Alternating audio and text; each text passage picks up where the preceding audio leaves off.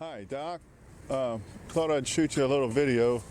I know you don't have much time to come over and see my place, but this is what we've been doing the last couple years.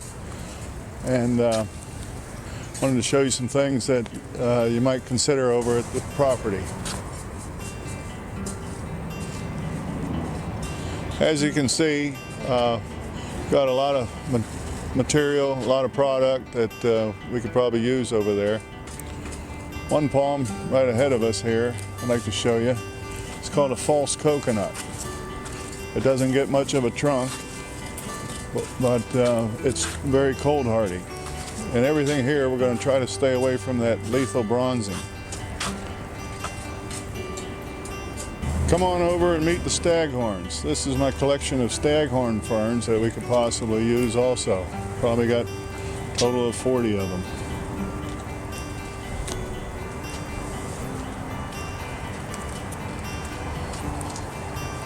One palm you've probably never seen is this perfect palm right in front of us here.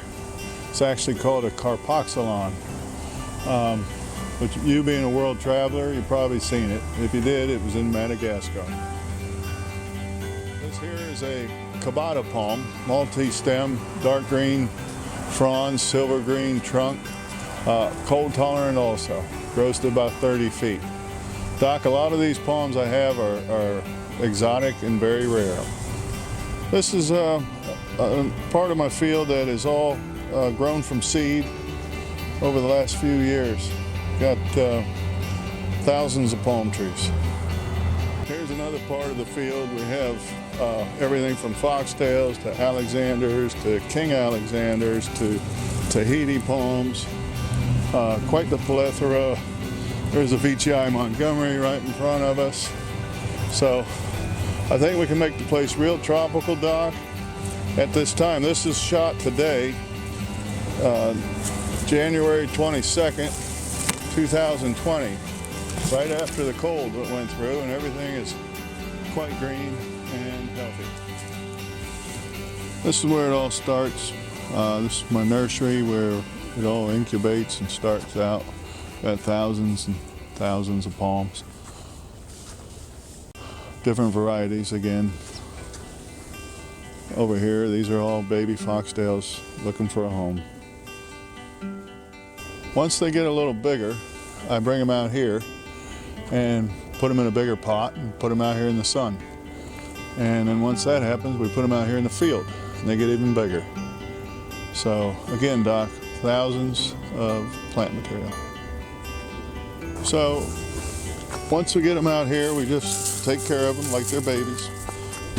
Make sure they got plenty of water, food, trim them whenever they need it, stay on the weeds. Everything's good, healthy, and alive. One thing I did want to show you also is that I specialize in large specimen palms, such as this double royal. I have 3 of them at my Bayou location that would look great out in front of the palace. Here is a 30-foot foxtail palm, of which I also have 3 matching that I'm sure we could find a home for.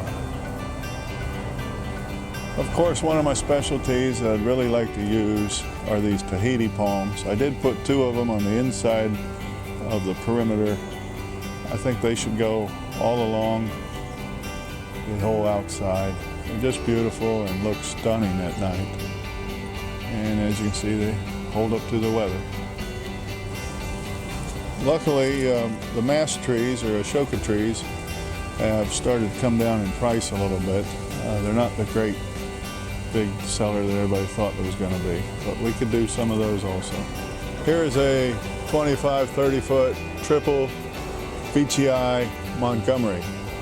Another nice addition that would work over there that does not get that disease. Here's another shot of some of the larger material. The first one being a Copernicea, some Alexanders. Right in front of us there is a big 25-foot ponytail. Of course, another royal, which I have hundreds of. Back in there is a big screw pine palm, spindle palm, more royals, canary palms, coconuts. Recently Clearwater Nursery, the best grower of gardenias in the whole state. I have several thousand of them. They're all grafted, different varieties, Amy's, Miami Supremes, goes on. And I don't think you can have enough gardenias.